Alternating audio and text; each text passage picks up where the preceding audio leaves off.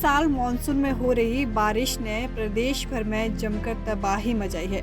Monsoon में अब तक करीब 249 लोगों की जान जा चुकी है और प्रदेश भर में करोड़ों रुपए का नुकसान हुआ है। मानसून में हो रही तबाही के बीच सरकार की ओर से दी जाने वाली राहत में सरकार की भूमिका पर माकपा विधायक राकेश सिंघा ने सवाल खड़े किए हैं। ठियोग विधानसभा क्षेत्र से माकपा विधायक राकेश सिंघा ने कहा कि मानसून में हो रही तबाही के बाद सरकार सुस्त अवस्था में नजर आ रही है। उन्होंने कहा कि सरकार की ओर से जो महत्वपूर्ण कदम उठाए जाने चाहिए वो कहीं भी नजर नहीं आ रहे हैं। राकेश सिंघा ने कहा कि मानसून में आपदा में तबाह होने वाले घर के मकान मालिक को केवल 5,000 की राहत राशि दी जाती है, जो नाकाफी है।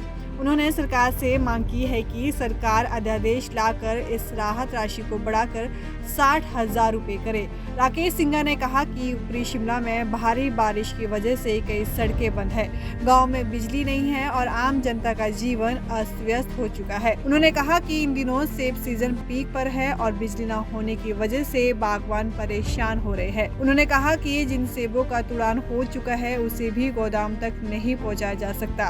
उन्होंने मांग की है कि सरकार जल्द से जल्द बागवानों को राहत प्रदान करे।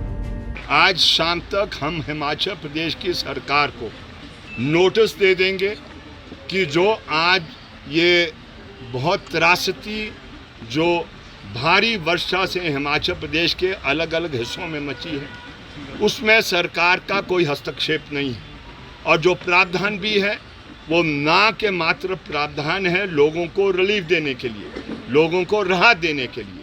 मकान लोगों के दरारें आ गई है, टूटने शुरू हो गए हैं, लेकिन जो फौरी राहत क्षति की मिलती है वो मात्र 12,500 रुपया है।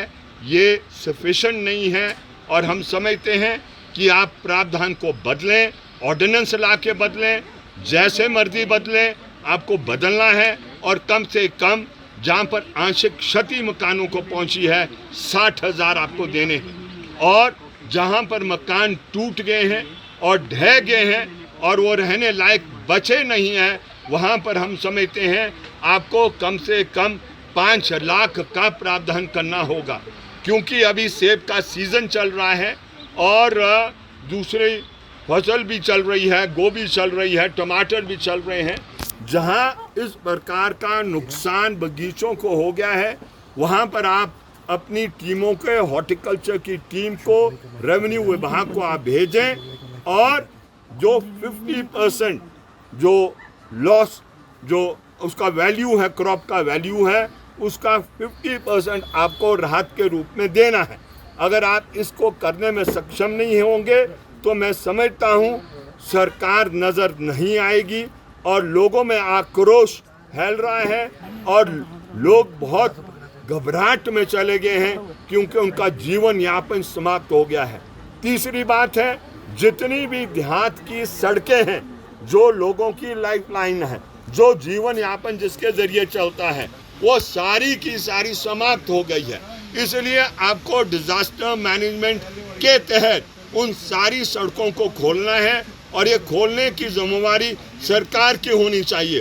पंचायतों के पास कोई धन राशि नहीं है जिसके जरिए पंचायतें इन सड़कों को खोल सके, इसलिए सरकार हस्तक्षेप करे और ये दे। और आखिरी बात है, जो ये लंपी वायरस है जो फैल गया है, पेड़ नहीं है और मेरी जानकारी में जो ऊपरी शिमला में है, शिमला के इर्द गिर्द तो कुसुम्पटी के इलाके में ये काफ़ी फैल चुका था, लेकिन अब ये रिपोर्ट आई है ये ऊपरी इलाकों में भी ये पहुंच गया है। लेकिन जिस तरीके से वैक्सीन की ज़रूरत थी वो वैक्सीन उपलब्ध नहीं है। तो अगर इन चीज़ों को एक हफ्ते के अंदर सरकार करने में सक्षम नहीं होगी तो लोगों के पास सरकार को जगाने के लिए और इन सुविधा को हासिल करने के लिए कोई चारा बचेगा नहीं आंदोलन के अलावा।